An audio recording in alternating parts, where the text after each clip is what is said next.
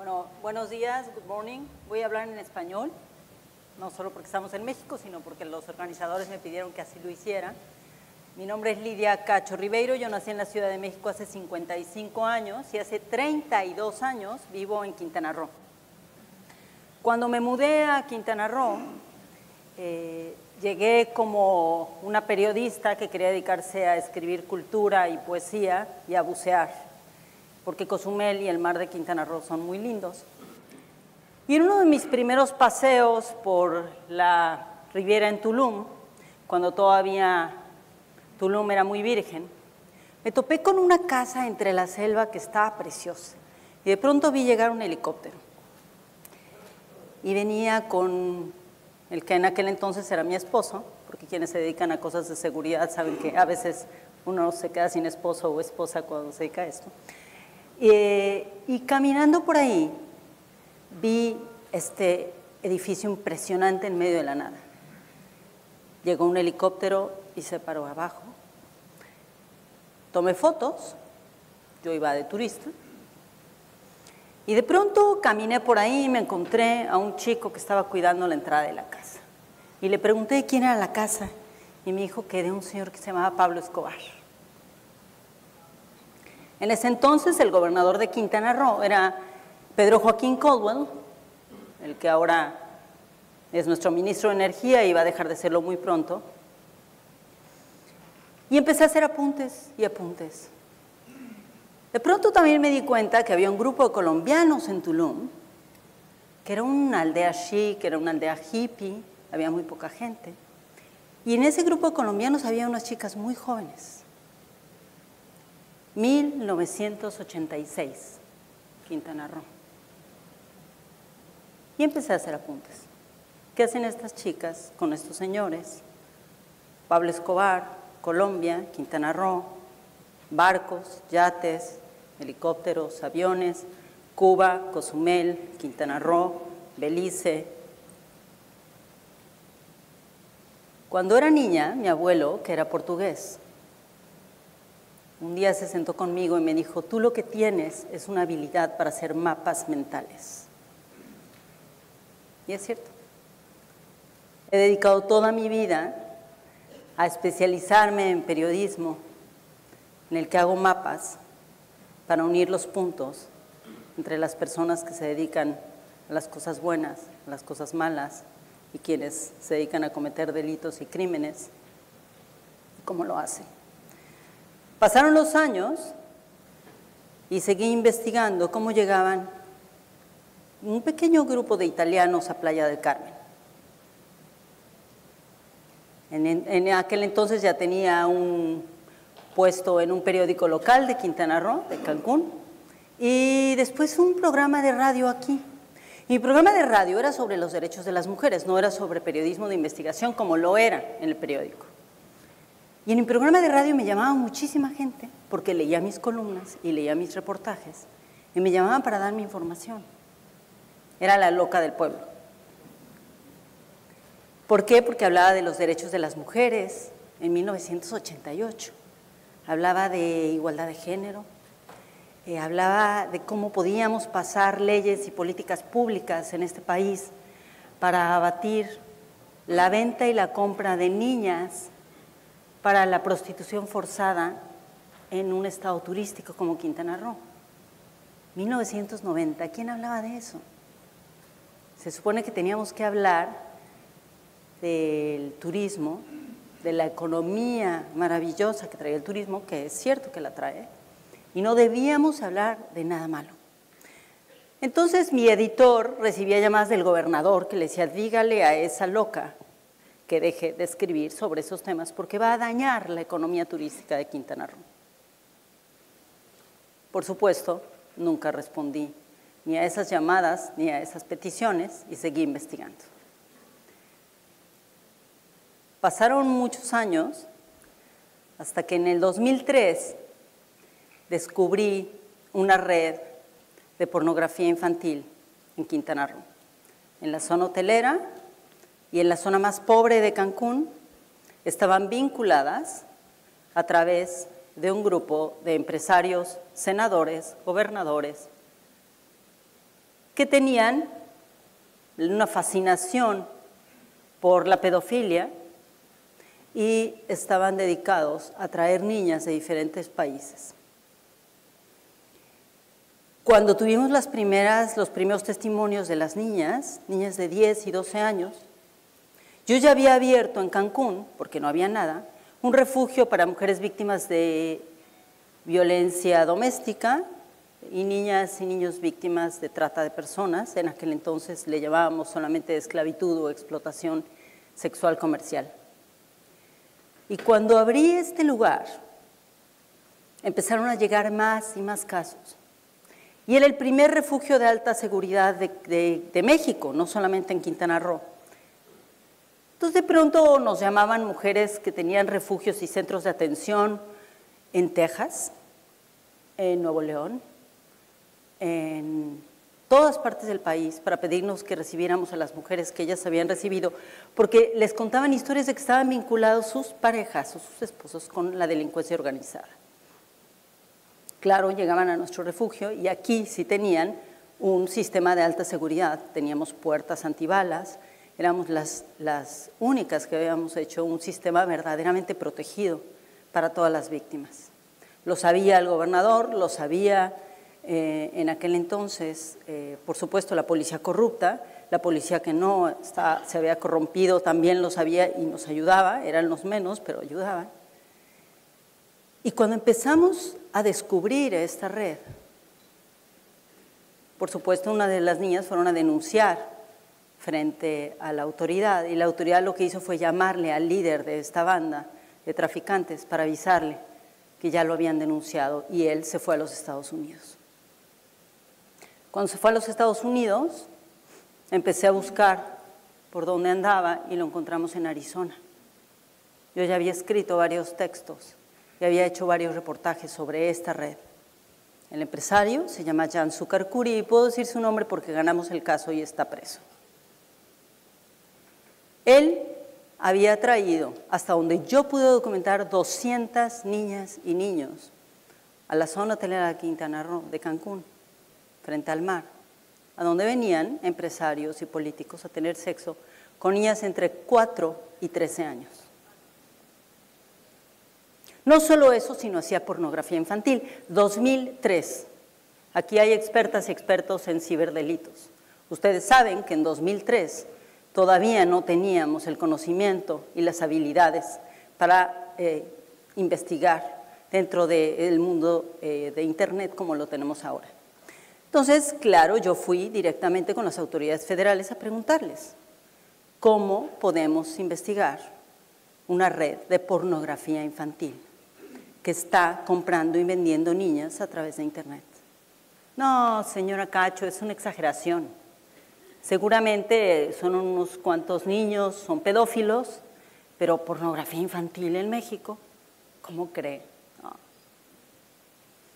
Entonces, como no me ayudó la autoridad, decidí ir en busca de alguien y encontré un hacker maravilloso. Y el hacker me dijo, te voy a ayudar a encontrar a estos sujetos.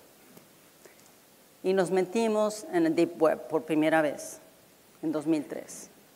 Y encontré una gran parte de esta red. Y una vez que encontramos esta parte de la red, me quedé con una idea en la cabeza. Pensé, ok, ya sabemos quiénes son los agresores, perfectamente.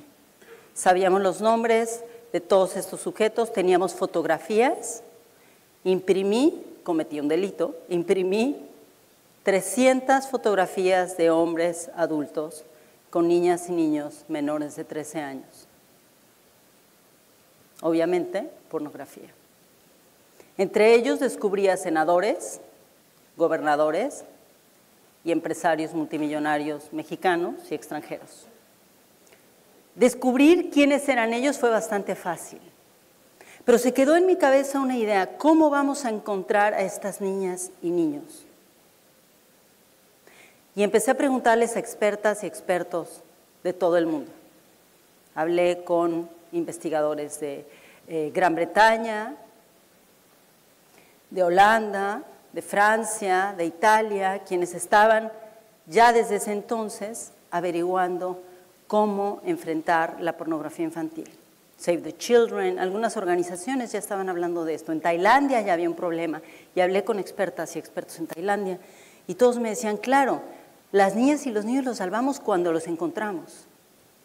Yo pensé, si tenemos la tecnología para encontrar a los agresores, a los criminales, a los líderes de la delincuencia organizada, ¿por qué demonios no tenemos la tecnología para identificar las caras de estos niños y niñas y hacer un cruce de información y rescatar a estos miles de niños y niñas víctimas de pornografía infantil? Mientras esto sucedía, y yo hacía la investigación, escribí toda la historia. Y cuando la escribí, llegó a mi oficina, en ese momento ya era yo directora de una revista, llegó a mi oficina un sujeto, un hotelero conocido de Quintana Roo, con una maleta, así de película, con una maleta viejita, grande y con un poco de ruedas, entró frente a la telefonista. En ese entonces yo ya tenía 3 escoltas federales, porque ya había tenido 2 atentados y varias amenazas de muerte, y ya un abogado de Cancún me había puesto un arma en la cabeza por meterme en asuntos privados de su vida cuando denunciamos que había intentado matar a su mujer. Entonces yo tenía 3 escoltas. La escolta femenina estaba dentro de mi oficina. Él entró a mi oficina y enfrente de mi escolta federal me ofreció $1 millón para mi organización, de parte de un hotelero y de un senador mexicano. Me dijeron, mire, usted, señora Cacho, no va a sobrevivir. No va a poder publicar ese libro que quiere publicar. Nadie sabía que yo iba a publicar un libro, excepto, por supuesto, la Secretaría de Gobernación, que tenía investigados mis teléfonos. No va a poder hacer eso. Y si usted acepta este dinero para ayudar a las pobrecitas víctimas que reciben su refugio, todos vamos a seguir siendo amigos y no va a haber ningún problema. Y le vamos a ayudar a detener al líder de la banda de criminales, pero a él. Por supuesto que le dije que muchas gracias, que se podía ir con su dinero a donde quisiera. Él eligió.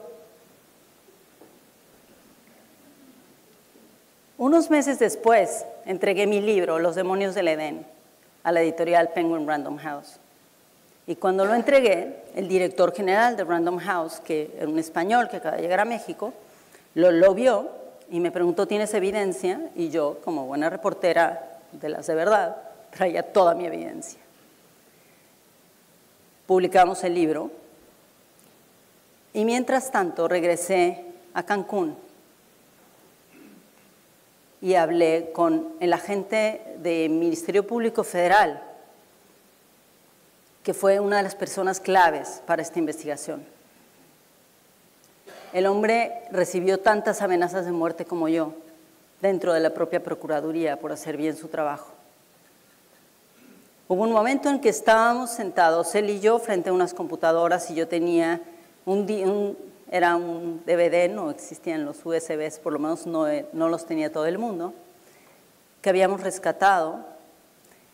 Y cuando lo empezamos a ver, me dijo, las madres de estas niñas y niños tienen que ver estos videos para identificar a sus hijas. Y le dije, sobre mi cadáver, que va a permitir que esta madre o este padre vea a su hija o a su hijo de 4 o 5 años siendo violado por estos sujetos. Entonces me dijo, ¿está usted segura? Usted es periodista. Si usted hace esto y usted los identifica, se va a convertir en una testigo federal y va a tener que testificar en contra de ellos hasta que termine con esta banda. Eso significa que puede pasar el resto de su vida con amenazas y perseguida. Y le dije, sí, estoy segura. Y estoy segura. Regresé a México de pronto con una llamada de la editorial y resulta que el nuevo secretario de Seguridad Pública Federal, el encargado de lo que ahora es la Policía Federal, Miguel Ángel Yunes Linares, mandó llamar por teléfono al director general de Random House en México y lo invitó a su oficina. Y lo invitó a su oficina con hombres armados y le dijo que ese libro no podía ser publicado porque él aparecía en el libro. El director de Random House le invitó a que diera su testimonio. Él dijo que no iba a dar su testimonio y que el libro no iba a salir de ninguna manera. 2 meses después estábamos presentando el libro en la Ciudad de México y yo estaba rodeada de 25 policías federales armados que estaban peleados con su propia autoridad. Lo presenté junto con otros periodistas muy connotados mexicanos y para ese momento ya habíamos rescatado a 200 niñas y niños. Ya tenía los nombres, los apellidos, ya sabíamos quién eran sus madres, sus padres. En 5 casos no pudimos contactar a la familia porque la familia fue quien vendió a sus hijos e hijas. Dentro de esta red había 7 niñas norteamericanas que habían traído a Miami. Adquirí las llamadas telefónicas en las que uno de los miembros de la red criminal llamaba por teléfono a Jan Succarcuri y le explicaba que cada niña costaba $3,000 como cuota principal. Y después de los $3,000 tenía que pagar, además, los papeles. Y me pregunté quién estaba haciendo los pasaportes de estas niñas norteamericanas, colombianas, paraguayas y de otros países, por supuesto mexicanas, y niños también, para traerlos a Cancún. De pronto recibí una llamada telefónica de un joven que hacía radio en Playa del Carmen. Y me dijo: Lidia, me acaban de avisar que hay un grupo de italianos que está explotando a niñas y niños aquí. Me da mucho miedo hacer algo, ¿puedes venir? Y fui. Mi escolta me decía: no, no podemos ir a Playa del Carmen, es muy peligroso. Y fuimos a Playa del Carmen y encontré a una niña de 5 años que tenía un billete canadiense con un mensaje de amor que le había puesto el hombre que había pagado para poder tenerla y abusar de ella. Entonces seguí la pista del sujeto y el sujeto había llegado por barco, un crucero. Al mismo tiempo, las leyes norteamericanas habían avanzado ya en temas de trata de personas. Y ya los agentes de ICE estaban deteniendo a sujetos norteamericanos que iban a Tailandia y Camboya. Y entonces empecé a investigar y descubrí que estos americanos que venían buscando a niñas y niños, que iban a buscar a niñas y niños para efectos de explotación sexual comercial a Camboya, Tailandia y otros países del sureste asiático, empezaron a viajar a México. Y empezaron a viajar a México porque no había leyes, por la impunidad, porque era más barato, porque era más fácil y porque podían salirse con la suya. E hice un mapa perfecto de quiénes eran y cómo estaban funcionando, cómo llegaban, quién los contrataba, qué agencias de viajes lo hacían. Mientras estaba haciendo esta investigación, llegó la policía aquí a Cancún, afuera de mis oficinas, vestidos civiles, 10 sujetos armados, pusieron un arma, mi escolta estaba parada donde está la cámara y mi escolta se quedó inmóvil. Estos policías vestidos de civiles me secuestraron y durante casi 24 horas me torturaron. Me dijeron que me iban a matar, me dijeron quién los había mandado, el gobernador de Puebla. Me dijeron por qué razones, por haber publicado Los demonios del Edén y porque me había metido en la vida privada de todos estos senadores, gobernadores y empresarios. Afortunadamente yo había hecho toda una estrategia de seguridad antes de que sucediera cualquier cosa, en caso de que me secuestraran, de que pasara algo, de que me mataran, de que me atacaran o atacaran a alguien de mi familia, y los medios se enteraron a tiempo. Entonces la policía que me secuestró se vio obligada a llevarme viva a Puebla en lugar de matarme en el camino como me habían prometido si yo no firmaba ahí mismo un documento diciendo que el contenido de mi investigación era absolutamente falso. Llegué viva, me metieron a la cárcel, salí de la cárcel y pasé 1 año firmando todos los días en la cárcel de Cancún por haber cometido el delito de difamar a un grupo de criminales que se dedicaban a la trata y explotación sexual comercial de niñas y niños. Pero no solo eso. En el libro Los demonios del Edén en realidad consigné el lavado de dinero y cómo se vinculaban entre ellos como una red. Unos gobernadores no eran pedófilos, pero sí le daban el dinero al líder que estaba en Las Vegas y que él era el que hacía el lavado de dinero a través de diferentes bancos. otros sí eran pedófilos, y estaban grabados por Jan Sukarkuri, el líder de la banda, y él los estaba extorsionando.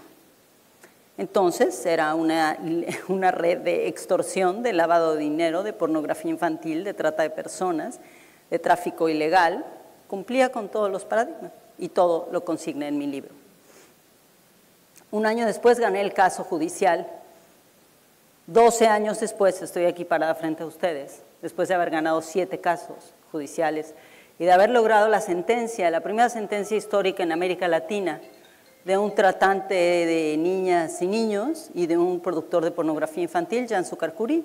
Le dieron 118 años. Es la sentencia más grande que ha habido en la historia de México y la primera por este tema.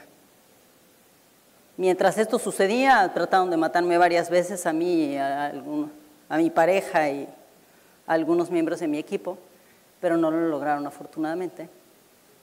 Ustedes sabrán que México está entre los primeros lugares en homicidios y persecuciones y secuestros y agresiones de periodistas. En el interín, mientras ganábamos este juicio, decidí hacer una investigación para poder entender cómo estaban funcionando las redes internacionales.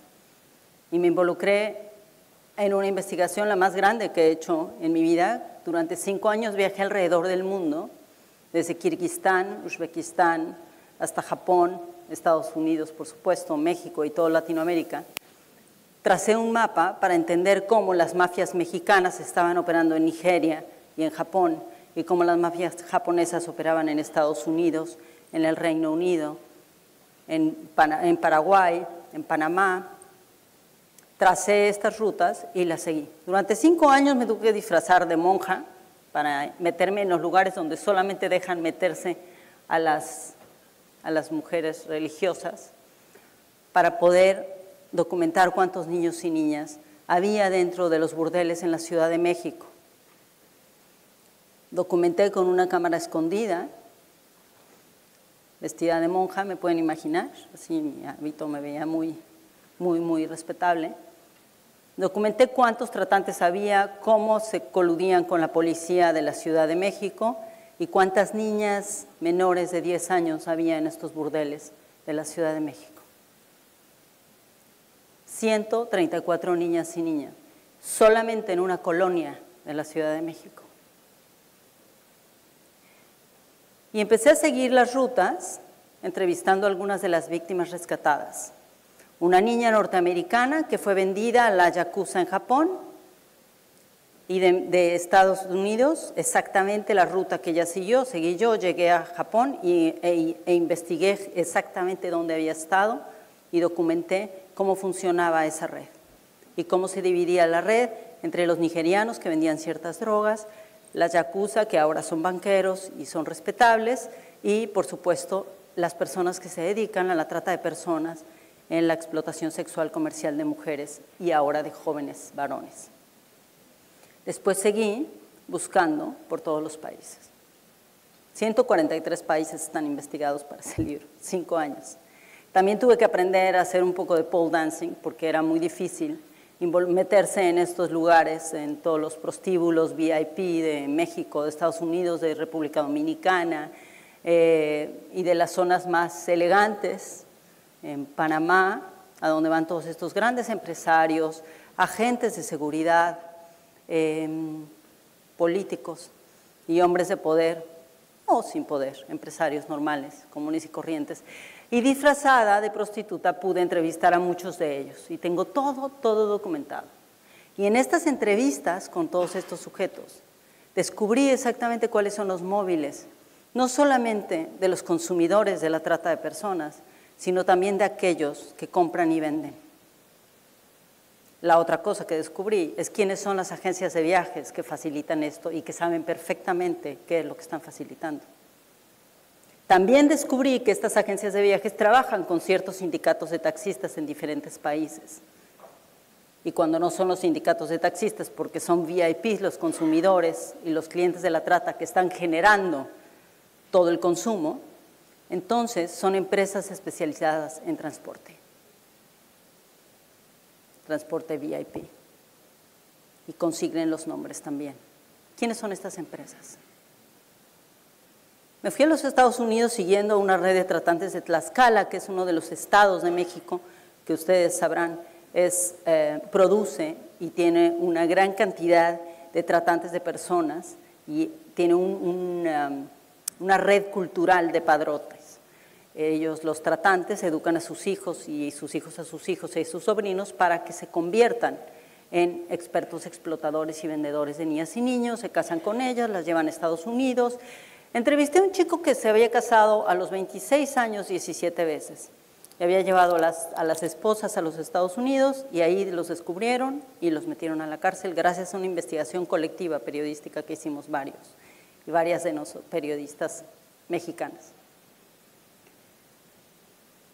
Un día empecé a seguir a uno de estos jóvenes de Tlaxcala en Nueva York y me di cuenta lo que estaban haciendo. Tenía un grupo de 25 chicos. Y los 25 chicos iban cada uno con $500 a diferentes lugares a mandar remesas a México. Las remesas iban a Puebla y a Tlaxcala. No eran remesas, era dinero producto de la explotación sexual comercial de niñas, mujeres y jóvenes que estaban llevando a los Estados Unidos. Ese tema no ha sido todavía lo suficientemente perseguido. En este momento estoy haciendo la investigación sobre cómo podemos diferenciar entre las remesas y el producto de la trata de personas que llega a través de estas remesas y que se convierte en lavado de dinero. Aquí hay personas expertas, hay banqueros, hay quienes se dedican a mejorar la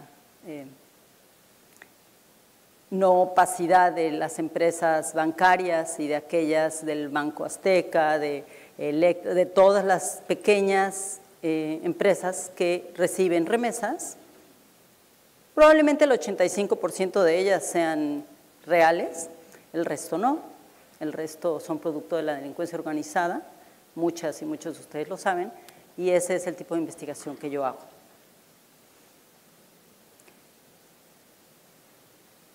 Ahora estamos enfrentando un problema un poquito más complejo del que enfrentábamos en 2003.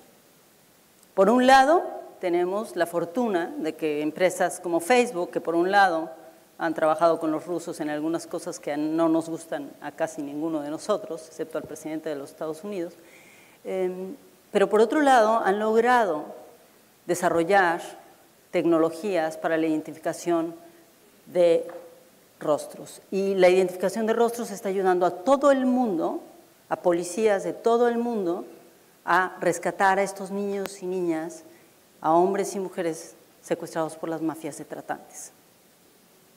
Esto se vincula directamente con las desapariciones forzadas. México tiene en este momento, según las autoridades, 30,000 personas desaparecidas. Y según la investigación que estoy a punto de publicar, tenemos 90,000. Si logramos identificar los rostros de las personas desaparecidas, podemos identificar quiénes se las llevaron.